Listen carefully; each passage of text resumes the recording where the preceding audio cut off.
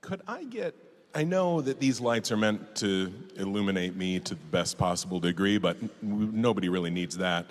Could we bring these down just a little bit? Oh, you're all so beautiful.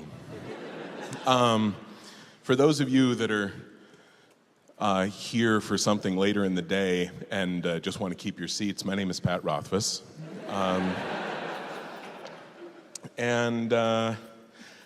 Who has been to one of these before? Okay. Jesus, this place is almost full. When I heard that they were going to do the Q&A here in the hall, I went, they can fit 5,000 people in that. And I will feel like I could get 1,000 people, and it means that it would fill like this space right here, and I would feel a little sad, even though 1,000 is a lot of people. So for those of you that haven't been to the afternoon with Pat Rothfuss, or whatever we ended up calling this, I am going to do a little bit of Q&A. I'm going to do a little bit, well, okay, let's be honest. People will have the opportunity to ask some questions, and then I will tell a story vaguely relating to the topic of that question. Let's just put all of our cards on the table right away. I also have some stuff that I could read. It kind of depends on what it feels like we're in the mood for here. So, thank you for coming so much.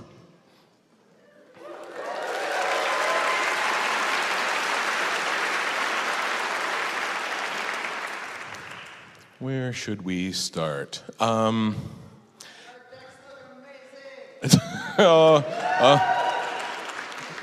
a very kind thing. I am a little worried if we start out this hour as sort of an interactive adventure.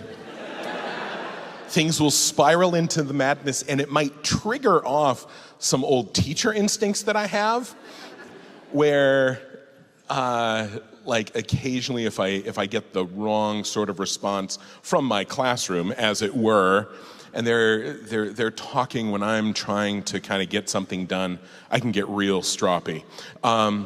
So, thank you. I appreciate that compliment.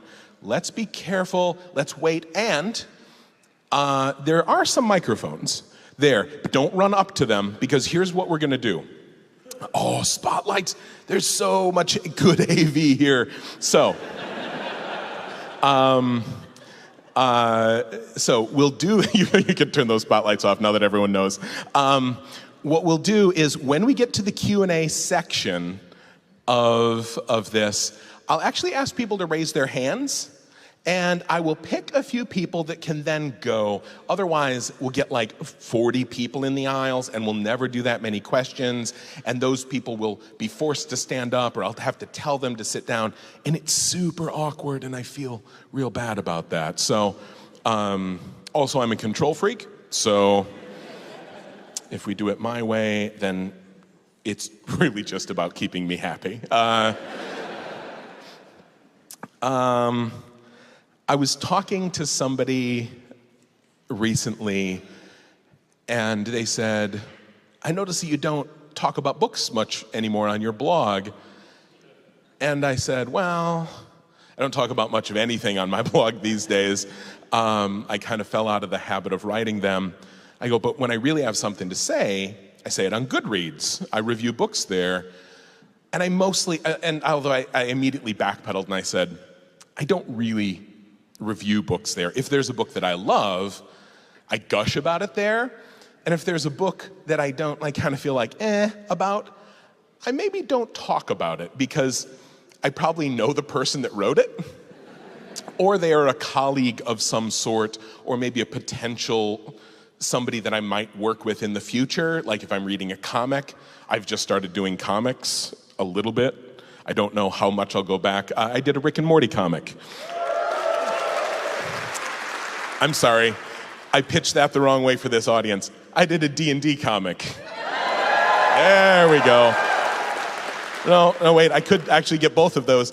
I did a Rick and Morty D&D crossover comic. The first issue of which just actually came out on Tuesday. Has anybody seen that yet? I am not, wow, right up front here. That's the alternate cover. Oh. I haven't even seen this one. I haven't had this one yet. That looks badass. So yeah, there's a bunch of alternate covers, and I kind of love D&D and I love Rick and Morty, and so I got to write a comic where I made fun of both of them a lot. And it'll be 4-issue arc, during which at some point I intend to make you cry. Because that is what I do. Okay, but anyway, so they were saying, so if you don't review books on Goodreads, what do you do? And then I sent them a link to this. I figure this is how we'll kind of get to know each other up here at the beginning of this. Who's read Roald Dahl? Maybe when you were a kid, or you saw Charlie and the Chocolate Factory, at least, the movie, the one with Gene Wilder, right? Not that I don't love, like Johnny, well, not that I didn't used to love Johnny Depp. And not that he didn't do an extremely weird Willy Wonka in the recent one, but come on, Gene Wilder. So I've started reading some of the other Roald Dahl books, kind of assuming that all of them were like Willy Wonka and the Chocolate Factory. Motherfucker. No, see, it's like noon. There's probably kids here. I'm sorry, I'm gonna be swearing more than anyone else at the convention. So, sorry, fair warning, content warning, mature, especially this review, right? Okay. He wrote a book called SEO Trot, and here's the review I wrote. Spoiler alert, fuck this book. That's it, that's the whole review. No, I wish. Oh, I'm gonna maybe start doing that too. Fuck this book. Don't read it to your kids. That's the short version. If you want the longer version, settle in. We're gonna have a bumpy ride. Also, there are spoilers here, and cussing, and some indignation. Be warned. I should get that before I ever come on stage anywhere, okay? All of you have now also been warned. I've always thought of myself as a bit of a Roald Dahl fan. I read the BFG growing up, and I loved it. I watched Charlie and the Chocolate Factory, and I loved it. But recently, my love dimmed a little bit when I read James and the Giant Peach, a book that was a serious boatload of meh. It was a nickel's worth of story in a $1 book. And don't you dare say to me, oh, it's just a children's book, or, oh, kids don't know any better, or you can't hold YA fiction to the standards of...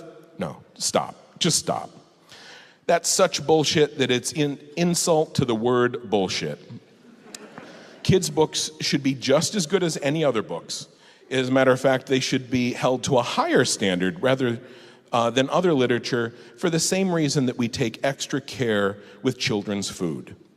And the fact is, what you feed your kids is important, and that includes what they put in their heads as well as what they put in their bellies. So let's talk about this book, SEO Trot. In this story, you have Mr. Hopper. He loves two things: the flowers he grew on his balcony and his downstairs neighbor, Mrs. Silver. He is terribly lonely, and he's terribly shy. His downstairs neighbor, Mrs. Silver, has a pet tortoise that she adores. The tortoise is named Alfie. He lives on Mrs. Silver's balcony, and Mr. Hoppy is terribly jealous of him. So one day, your life has got to be kind of a mess to be jealous of a tortoise. So one day, Mrs. Silver laments to Mr. Hoppy, They talk while they're on their balconies, you see. She with her turtle, him tending his garden. And she's had Alfie for 11 years, and he's still tiny, and she wishes he would get bigger. I would give anything to make that happen, she says. And Mr. Hoppy gets all Twitter-pated hearing this, and so he lies to her and tells her that he knows a magic spell that will help her tortoise grow. And I quote, "I beg you to tell me, Mr. Hoppy, I will be your slave for life." And when he heard the words, "your slave for life," a shiver of excitement swept through Mr. Hoppy. End quote. So he gives her some bullshit he makes up, telling her it's a spell he learned from a Bedouin. And then he goes out and buys 100 tortoises. And then he builds a long grabber arm of the sort that you would use if you wanted to, say, steal someone's tortoise off the balcony right below yours. And at this point, I thought to myself, he's not doing what I'm thinking, is he? And then I flipped a couple of pages, and I told my son that it was bedtime and that we would finish this book tomorrow. Disappointed, he went to bed. I finished the book. And here's what happens. Mr. Hoppy spends the next 2 months slowly replacing Mrs. Silver's pet with progressively larger tortoises. And Mrs. Silver is amazed by this, and out of gratitude, she marries Mr. Hoppy. And then Mr. Hoppy gives away all the tortoises, including Alfie, Mrs. Silver's pet of 11 years. And do I really need to explain to anyone that this is really fucked up? Do I feel bad for Mr. Hoppy, this lonely, shy man? Do I empathize with the fact that he loves someone but can't bring himself to tell her? Hell yes, I have been Mr. Hoppy. Sure, I get it. But his actions are fucking awful here. And their matter-of-factness makes them doubly awful. And hey there, lads, it seems to say. Love a girl? Here's what you can do. Lie to her, trick her, steal from her, make her obligated to you, and then you get to be in a relationship. And that's not even touching on the subject. Mrs. Silver is shown to be a complete fucking idiot who recites a magic spell 3 times a day to make her tortoise grow, and then fails to notice when her beloved pet of 11 years is exchanged for completely different animals, not just once, but several times. Suffice to say, the next night when my boy asked to read the rest of the story, I deviated from the original script. This was made a little more difficult by the fact that the book was heavily illustrated.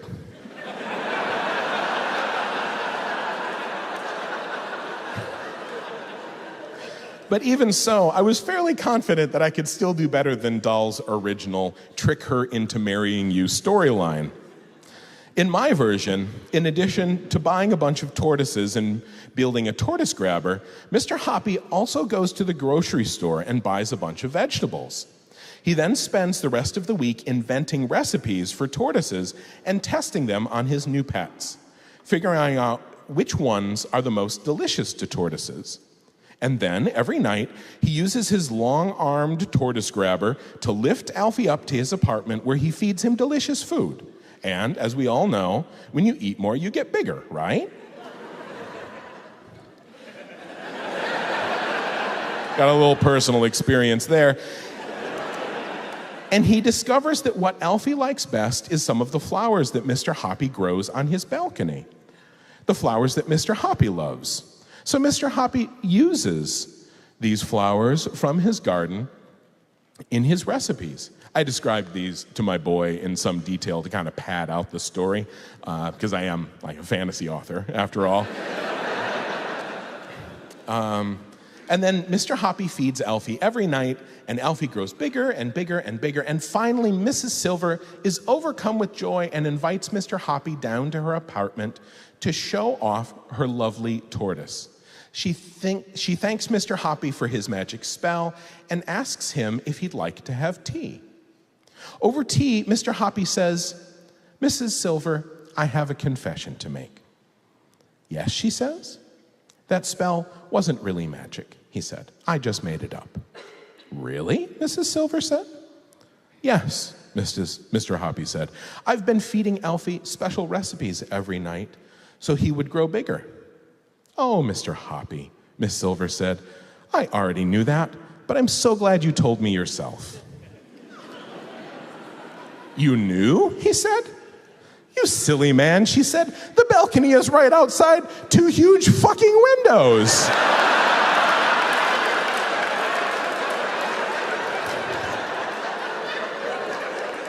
It's just like your balcony. How could I not see you grabbing him every night? Ah, Mr. Hoppy said, feeling rather embarrassed. He'd thought he was being pretty clever. You're right, of course, I did. You caught me. But I did it because I love you. I knew Alfie was really important to you, and I wanted you to be happy. I know that too, Mrs. Silver said. I'm so glad you're finally brave enough to tell me. And then they get married. I would have preferred for them to go and get coffee and maybe have a date instead, but there was an actual picture of them getting married in the book, and so I had to leave that part in. In my version, they also worked together to publish a book of recipes for tortoises, and they used that money to start a tortoise park where Mr. Hoppy put his 100 now surplus to requirement pets. Can you even imagine what his apartment smelled like? But apparently I was pushing my luck there, because when I told him the last part, my son gave me a look and he said, "Did you make that up?" Ah, I said, "You're right, of course. I did. You caught me. But I did it because I love you."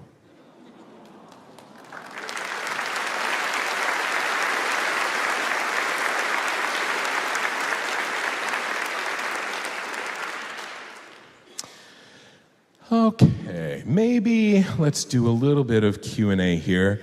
So some guidelines for the questions. Fucking don't ask about book 3 when book 3. I mean, if I knew when it was going to be out, I would have already announced it on social media, you know? So let's skip right over the top of that. We only have an hour. Don't ask me questions about my beard, because it might be really interesting to you, but it is not something that I deliberately do. Here's an interesting thing that I just consciously became aware of. Don't compliment people on things that they don't actually do. Does that make sense? Hold on. Hello? Did my mic go dead? I might need a backup microphone. I could try to use my teacher voice.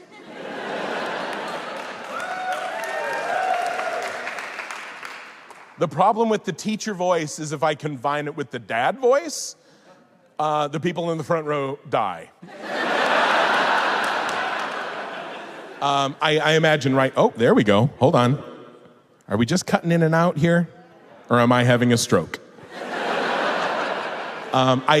I think they're probably gonna grab me a fresh one back there if this one continues to cut out. But now I forgot what I was talking about. No, hold on. I need it from one person. Oh, my beard, right. Don't compliment people on things that they don't actually do deliberately. And this is a real eye-opener. I wish I had realized when I was 14. It's not like I sit in a dark room for an hour every day and grow my beard.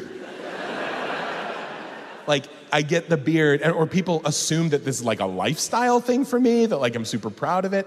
It is literally the only thing you get by being super lazy.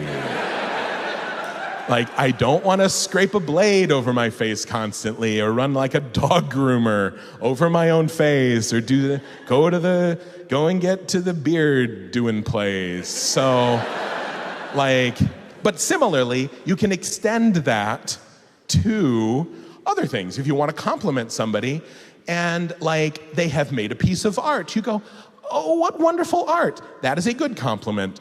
If you say,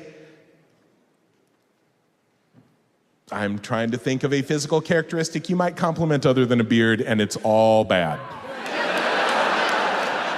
And that's the point, right?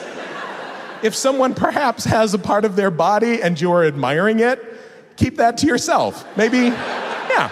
I think we can jump right to the end of that whole little discourse. I hope this journey, although somewhat truncated, has been educational for all of us, right? What was I about to do? Q&A. I did not get my coffee before I came up here today because of the traffic. So, we're also going to aim more for what I like to think of as popcorn questions, as opposed to steak and potatoes questions. So like something short, sharp. It can also be weird if you want, that's fine. If you ask me something like, where do you get your ideas from? No offense, but I've answered that one like 100 times. And if you're really curious, that's cool. But I've given really good answers, and because of the magic of the internet, they're all available in multiple iterations out there.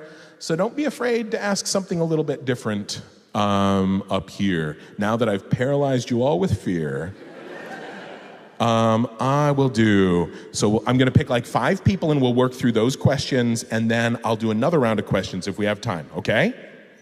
Say, yes, Mr. Rothfuss. No. No, don't do that. Don't encourage me, because if we start getting like a call and response thing going, I will go mad with power. So here we will do 1, 2, 3.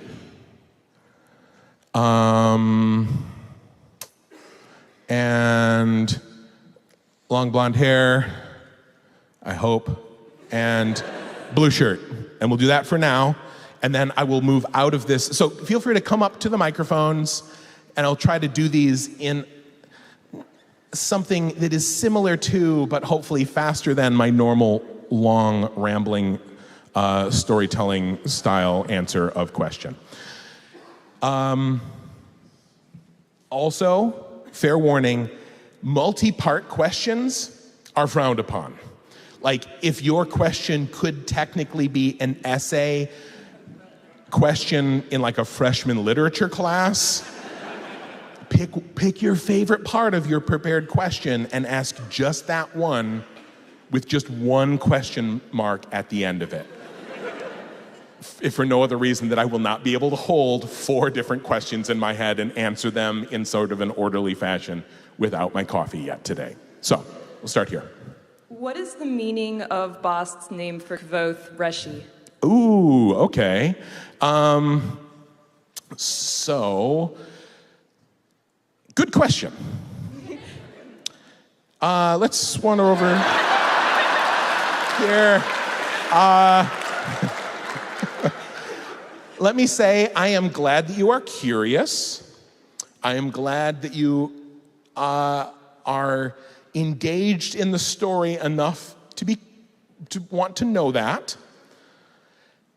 But, and I'm not being snarky here, because I want you to be curious about that. But also, if I wanted you to know yet, I would have put that in the book.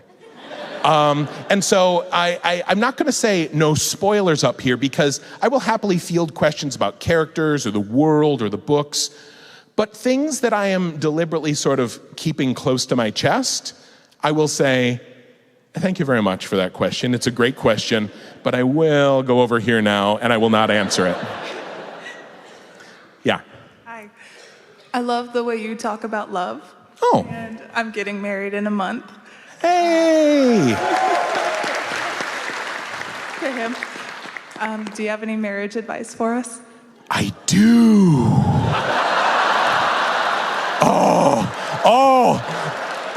Oh no! You've done a terrible thing. You've given me an open-ended question. Everybody else, maybe sit down. No, you can. You can stay there, but just be aware, this is gonna take me a little minute, right? First off, yeah, you go ahead and like really sit down on the floor. Make yourself comfy. Yeah, go ahead and grab your seat back too. Even you, if that's your seat right there, go ahead. I'm not gonna feel bad about that. This is a good question. First off, I will say, thank you, because like, if I look back over the blogs that I've written or the things that I have said or what I've talked about in interviews that I remember and that I in any way feel proud of, I am probably proudest of when I actually get around to talking about important things. And I think that love is a much neglected subject these days.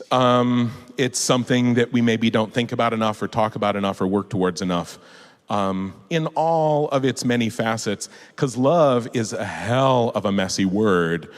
The Greeks had like 4 or 5 different ways of referring to love. You had eros, which was the sexy love, and philios was the love towards a family member. Agape was sort of a weird nebulous concept, which I have heard referred to as that love which upon conferring it instills worth, which is a cool idea. There's also a type of love that you feel for like pets and children. The Greeks, because like who has felt that love, right? It's like, oh, a puppy, oh, sweetie, a bunny, hun. It's like you love it, but it's fucking useless. And that's okay, that is still a kind of love. But if that's the sort of love you feel towards, say, the person you're getting ready to be married to, that will lead to problems. So maybe make sure you're on the same page so here's what I will say. In terms of advice, talk about love. And that is not something that we are trained to do a lot, especially if you're a dude, especially if maybe you are from the Midwest or from certain parts of the country where that sort of conversation is not really promoted or valued. I certainly never had a lot of deliberate discussions of it growing up. I knew I was loved and I knew my parents loved me, but like, it was a lot of implied conversation. First piece of advice, implied things will fuck your relationship right up forever, forever, forever, forever, and you will die. Okay? So don't do that. What you do is you do not implicit communication, because here's what my dad used to say. Now, this is a test to those of you to see who can speak Midwestern. My dad used to say, is there any of that milk left in the fridge? Now, does anybody have a guess as to what he meant with that statement? No, this is not anarchy. We are having hands raised. I will say, what do you think? Here's a good guess. Did you drink all of the milk? Yeah? Did you steal the last of my milk? I would like some milk. Where are you from? Oh, see? I was curious. You ever been to the Midwest? But here's the thing. This is just a different type of discourse. Within the tight circle of my family, everyone knew what this meant. Because he knew if there was milk in the fridge. He was not a fucking idiot. But he didn't want to ask, because in our little culture, and in the Midwest in general, if you ask someone for something, they really have to give it to you. And so asking is a burden. And don't do this. Advice piece number 2. This is a shitty way to arrange things. Okay? Because you need to be able to ask questions and be happy with any answer that comes back. Otherwise, it's not a question. If you're like, hey, do you want to go to a movie with me? And they say no, you weren't really asking. And if they say no, and you're like, I hate you, it wasn't a question. And what maybe you should have said is, I would really like to go to a movie with you, explicit statement. If you would like to come to a movie with me, that I think would be fun for us, explicit statement. Are you interested in doing that with me? Explicit statement. And a question. But then, you need to be able to let the other person say, God, I hate Michael Bay.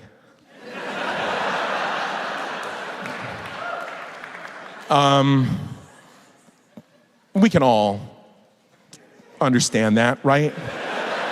We all really, some part of us, in some secret corner of our heart, hate Michael Bay, right? In this moment, I think we can all come together, all of us as a group, and admit, I'll let you get it off your chest.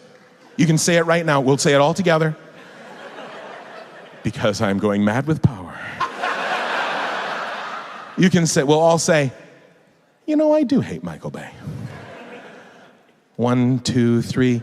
No, I do hate him. See, there we go. See?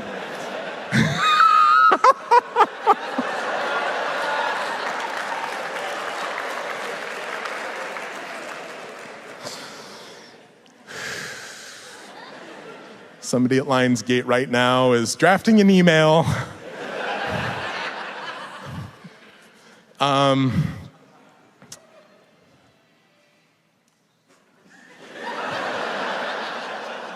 The dramatic sting. Explicit communication is really good, not just for people getting married, folks. You got to be able to say what you really mean, because the way that my dad would have asked to go to a movie would be to say, I heard that new Michael Bay movie is out. And the problem with implicit communication, we got 3 people with 3 different fair opinions and interpretations of that statement. And then, but here's the thing, he would have then been kind of angry if his simple request was not honored, but it was not clear. Hey, I hear that Michael Bay movie is out. And it's like, oh, really? Oh, neat. Good junk. The end of the conversation. And then he's like, what the fuck? Why haven't you answered me? And the other person is like, why are you angry? You haven't asked me a question. And if you think this only happens in the Midwest, you are terribly wrong, and you probably do this yourself. Who has done this? Who has had it done to them? Okay, now those of you that only raised your hand the second time, you need to spend some time in a quiet place and think and just sort of reflect on your life and realize that no, right? That you do it too, even if you don't realize it. This is a skill you have to build up.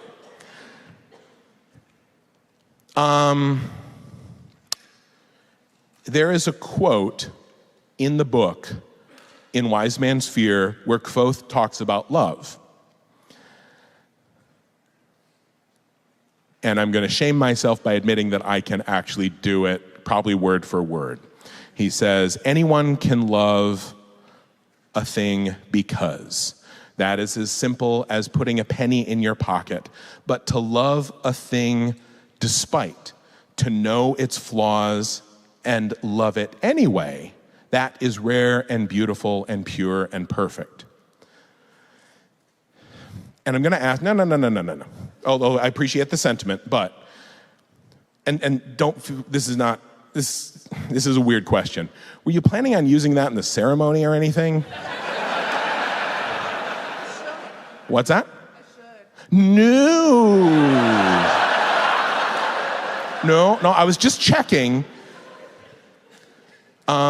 Because, see, what you maybe thought I was asking there, what you thought I was implying was, hey, I'd feel kind of good if you did that. But what I was really saying is, are you planning on that? Period, the end, explicit question. Because if you had said yes, I would have modulated my tone a little bit more here. Because many people have told me they have used this in their wedding ceremonies. And the problem is this sentiment is attractive, is absolutely part of our cultural landscape, and it is deeply unhealthy and wrong, right? Like, and those of you that have read the books, right, Quoth is, what the fuck does Quoth know about healthy relationships?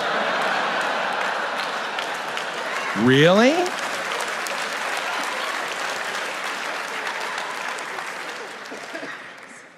This is not, and I think as I wrote it and I'm like, oh, this is a good quote. People are gonna love this. People are gonna get like a tattoo of this. People are gonna like cross-stitch this.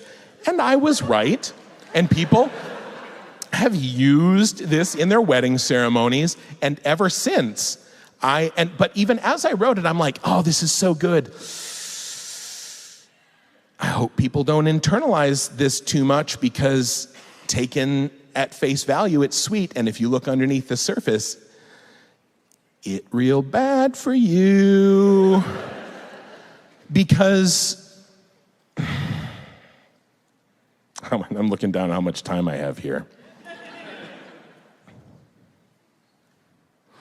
Because it sort of implies that the person you're in a relationship with, who they are or what they do really actually doesn't matter very much. What matters is like what you feel for them. And that's not how it works. Actually, who you are in a relationship and who the other person is and what they do is actually super important. I hope I'm not blowing anyone's mind here. But the fact is, the fact that everyone loves that quote means that you can lose the danger in it in the appealing phrasing and the romantic sentiment.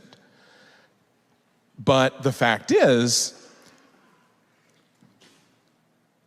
you should love someone because you should be willing to forgive or overlook flaws. But loving someone who is nothing but flaws is not a somehow even double better magical good love. Like, loving somebody or continuing to love somebody or like putting extra effort in just because, you know, you like the other person is maybe doesn't behave well.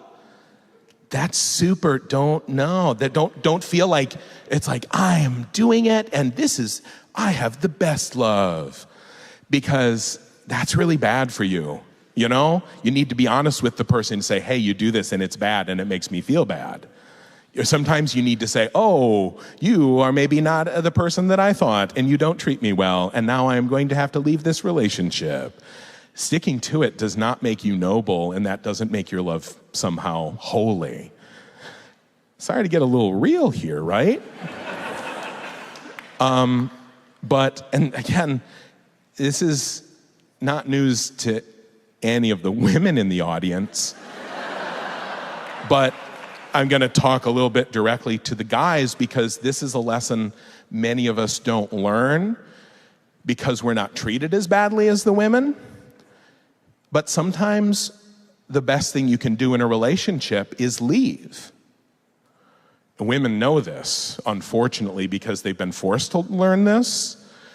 Guys, sometimes, especially if you kind of have a lot of sweetness and gentleness in your heart, you can trick yourself into being treated real bad.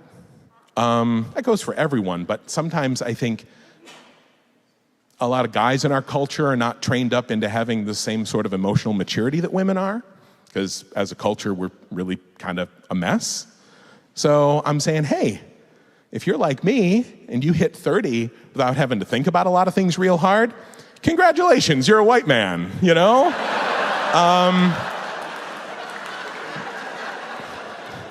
and you've been sort of playing the game on easy, and you've been just kind of button mashing your way through a lot of these encounters, and then suddenly you hit fucking Sephiroth, and you're like, God damn it! How do I do the jump roll? I haven't been practicing. And just to make it clear, the jump roll is like the explicit communication. Sephiroth would be like a real important relationship to you. The video game is life. Just to be really clear, those of you that aren't into extended metaphors. I forget what your question was.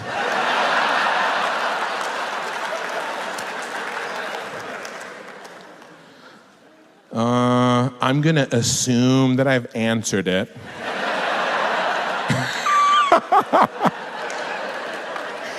And I'm just gonna wander over here. Thank you, that was a great question, I really appreciate it. Over here. The way I've heard you talk about it, I can tell that you really love swearing. Yeah. What are some of your absolute favorite swears, both profanity and non-profanity category? So I'm not... sorry to the interpreter. Non-profane swears. Is that what you said, both profane and non-profane? Yeah, stuff like, Dana is shouting, blackened body of God, and, Well, that's totally profane in the world. Because it's blasphemy. And the thing is, profane really matters on where you live. And I do love to cuss. They've actually shown that people who swear have less stress. There's a lot of studies on swearing, like psychological and like neurobiological studies that show like really interesting things about people that swear or swear more. I do feel a little guilty about it sometimes because I was kind of brought up in a no-swear household, which is probably why I do it so much now, because I'm like, ha ha ha, now I am a grown up, and now I can swear and no one can stop me. One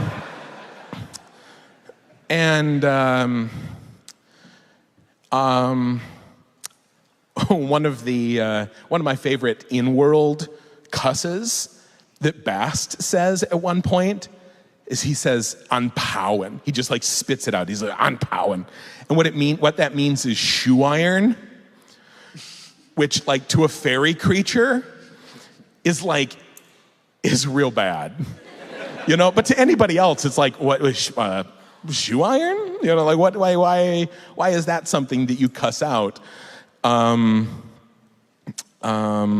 Motherfucker is a great word. It's just got a lot going on in it. Like, it's got good mouthfeel. It's got a lot of fricatives in it. It's iambic.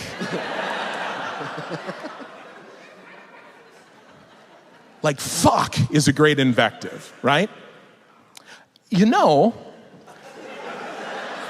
I get to tell a cute kid story now. Who has kids? Okay, so, hope you didn't bring them, sorry.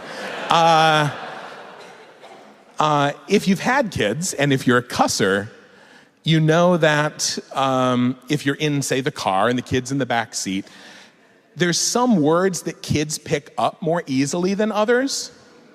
And, in the same way that there are birds that can mimic human speech. I'm not making the joke yet. This is a real thing. Birds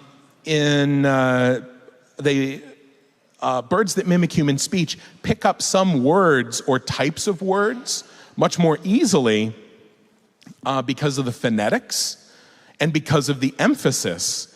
And in the Kama Sutra, there's a brief section where they talk, I'm going to bring it around, just trust me. Just trust me. They talk about how they needed to not, like in these fabulous harems or in like brothel is the wrong word, but they would have to move these fancy birds away from the sex places because the birds would mimic the sounds because they are very simple sounds, said very emphatically and kind of repeated a lot.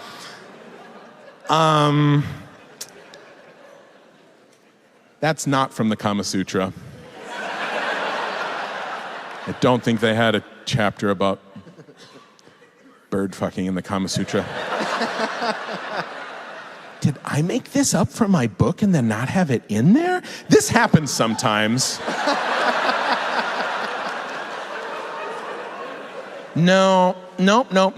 This is from a book, and I can't remember the title of the book, but the chapter heading was Birdsong at Morning. Can anybody help me out? Is this book called When God Was a Woman? Fuck it. Okay, so, fuck is a great invective. You got a kid in the back seat, you do something wrong, you say fuck, and in the back seat, what does your kid say?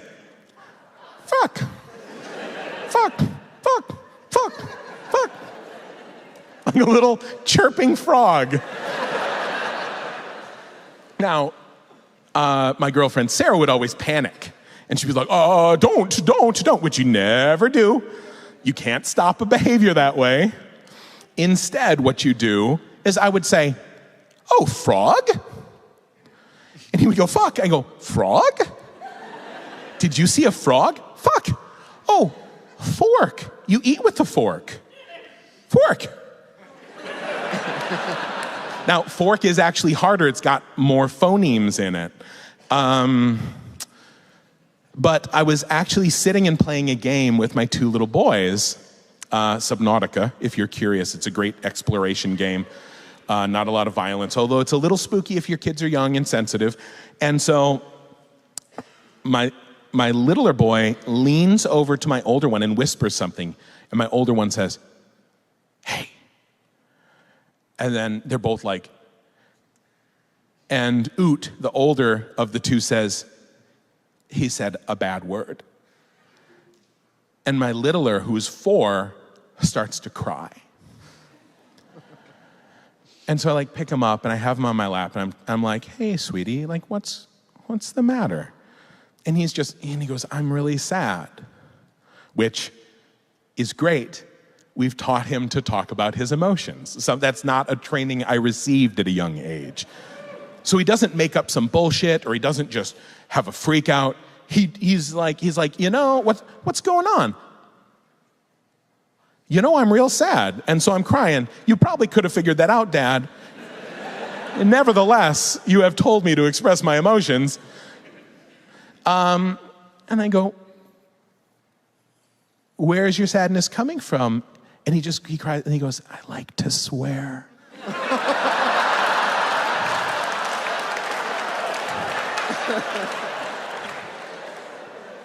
I like to swear. And I'm like, oh, sweetie, guess what? I like to swear too. You've heard me swear, right? And he's like, yeah. And then my older boy goes, you know, it's like they pick the words that feel the best in your mouth, and then they said you can't say them.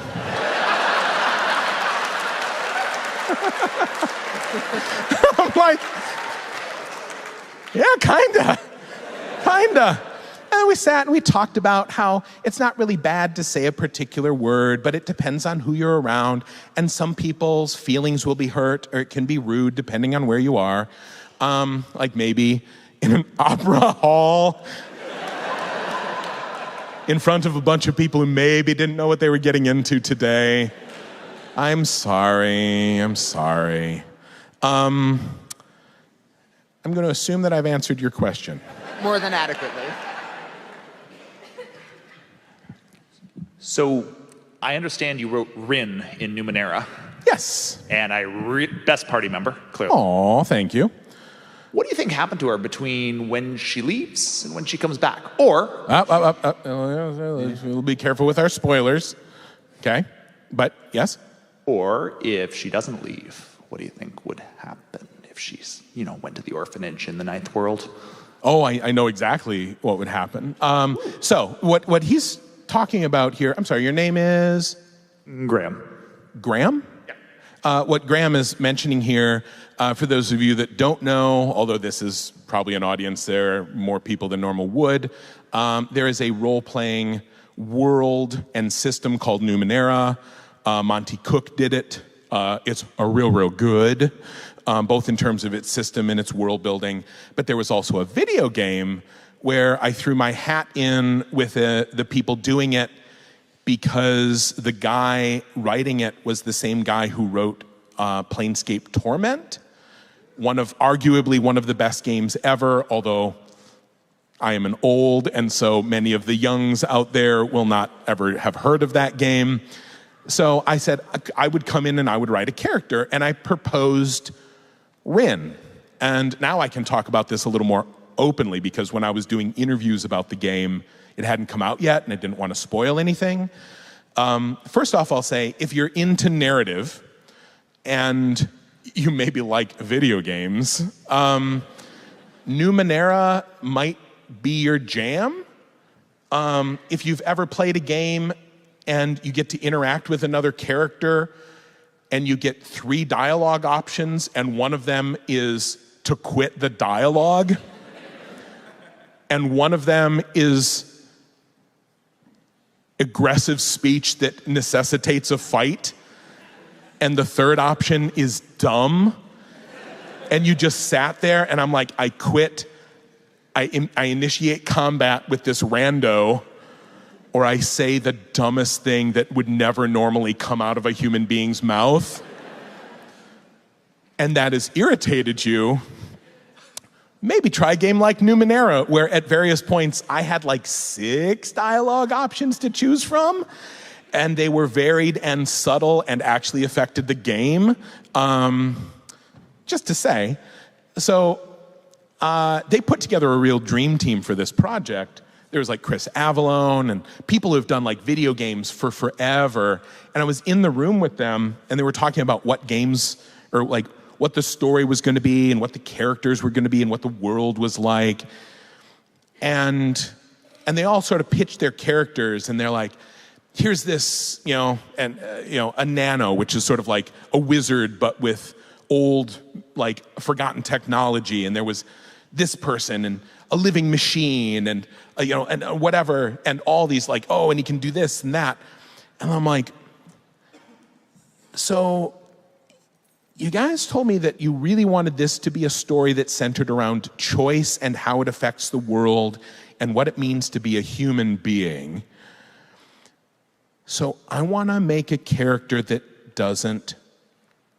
isn't an asset in combat at all. I want you to meet her early in the game, and she is a little lost 12-year-old girl, and she's scared, and she doesn't know where she is, and you can take her with you, or you can not. And if you take her with you, she's going to eat up one of your companion slots, and so you don't get a magical cyber wizard for that slot to help you in combat. But if you really want to have 3 like kick-ass combat members, you have to find somewhere to put Rin. And so I pitched this character, and then I go, here's what I imagine her arc would be if you take her through the story. And it was the little nuts. And they're like, okay, yeah. And I'm like, no way you're gonna let me do this. No way. I'm like, I did fall in with the right group of storytellers because they let me take this weird run at a character. So I was really happy with how Rin turned out. I learned a lot about collaborating and writing video games, which is part of the reason that I took that particular gig, because I want to be good at writing video games for when I get a chance to do maybe a King Killer one. So the question was, what do you think happens to, or do you know what happens to her? What do you think happens to her?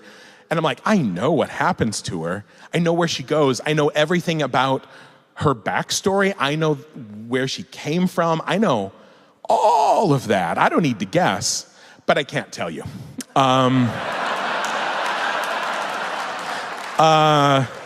So, good question. I had my own headcanon. I wanted to know if it was right. I want to say your headcanon is totally valid, whether or not it matches up with what I think, okay? That goes for everybody, for every form of art out there. Thank you very much. So now I've got 5 minutes left. We can maybe do a couple more. Let's see some hands. I'll grab one or two more. I'm just looking around because I want to get some variety into this. We are so white. Okay, so you, yes, I know, I see him. I am not dumb. I'm just picking a few more so they can make their way to the mic while I'm answering that question. So also somebody from the back, yellow hat in the air, and yes, you right there in the middle. I will do yours too. Okay, so question. After the experience you had writing for Torment Tides of Newman Era, besides King Killer, what other games would you want to write for? What other games would I want to write for? I would help them do a good Fallout game if they wanted that.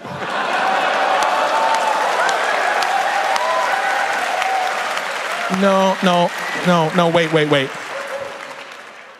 A lot of times my performances aren't recorded.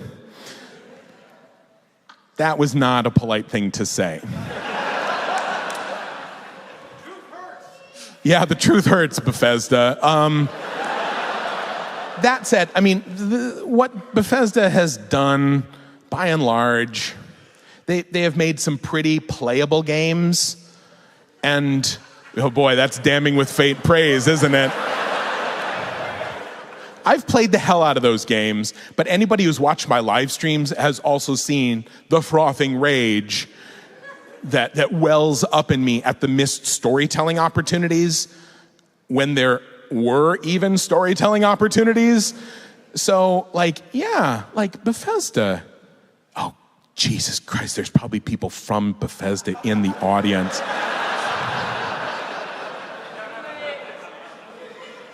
They don't have a booth this year? I wonder why. Oh, no. Oh. God, no.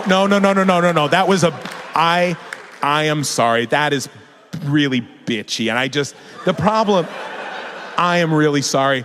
That's bad behavior because you guys are a really good audience and you laugh at what I say. I'm going to sort of go for a cheap joke every now and again. I want to say, the original Fallout, when they adapted it from Fallout 2 and they made Fallout 3, the VATS system, the way they adapted it was true goddamn genius. So playable, so tactical while still being actually engaging and maintaining the tension of combat. They do real good things. Hey, Bethesda, I do real good story. You want to get some of my peanut butter up in your chocolate?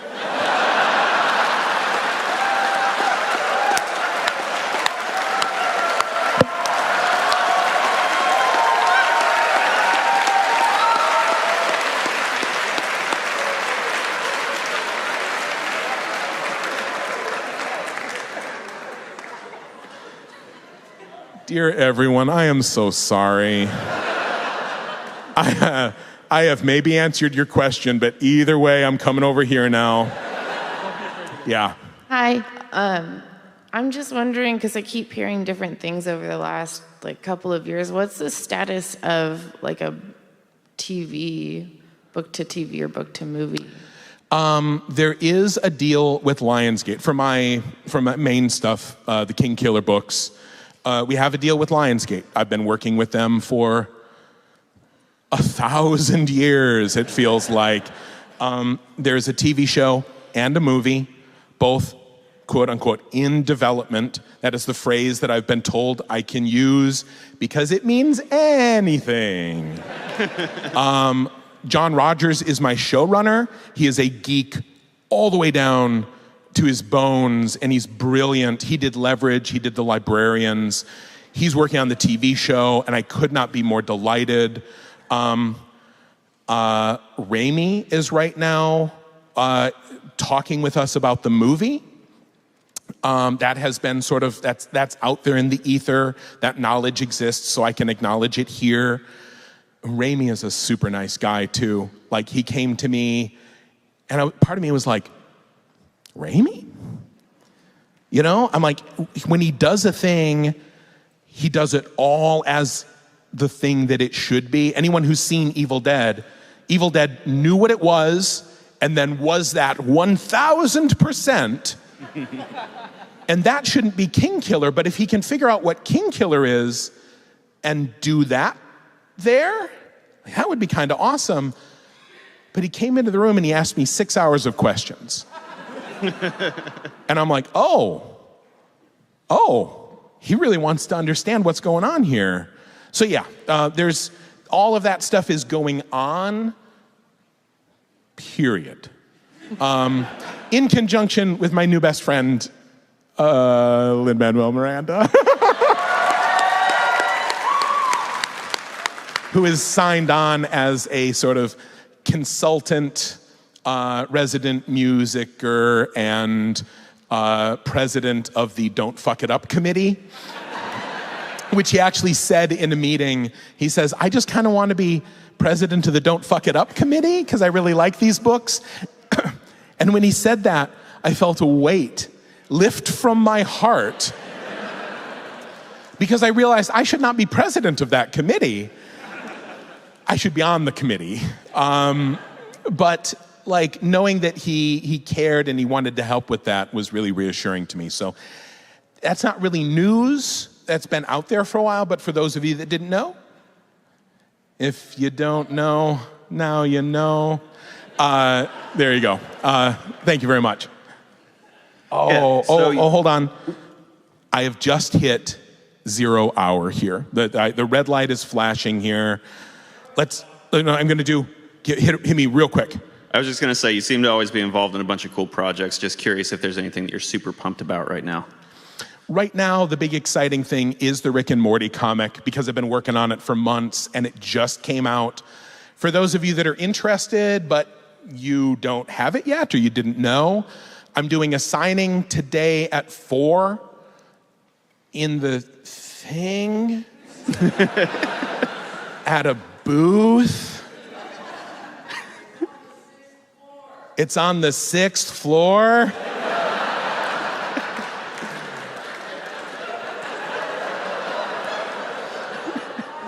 And it's at the convention center. 6th floor of the convention center. It's the Oni booth, booth number 60 something. I put it on my blog. It's there for you if you want to see it. Also, I'll probably tweet about it, but that's in a couple hours. That's the next place I'm going. So if you want to pick it up, they will have copies there.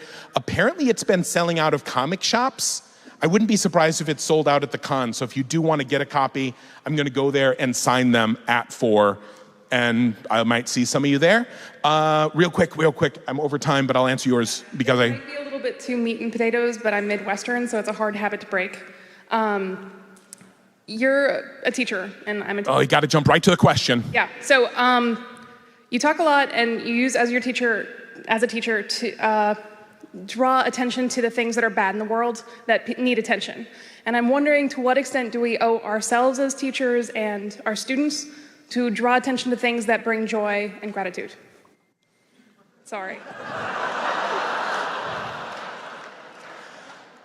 I will say, watch me, I can do it. They're getting ready to clear it out. They're like, Rothfuss, we're gonna use that big hook to get you off the stage. So here's what I'll say. This is a great question. These are dark fucking times in the world, everyone. We all know it, unless you're deaf, dumb, and blind. You owe it to yourself and to the world and to people who do not have the ability to protect themselves to do something. You do not owe it to the world to be constantly miserable, and you should still try to find joy in your life. You need to do both, though. that's as much as I should do. Thank you so much for coming.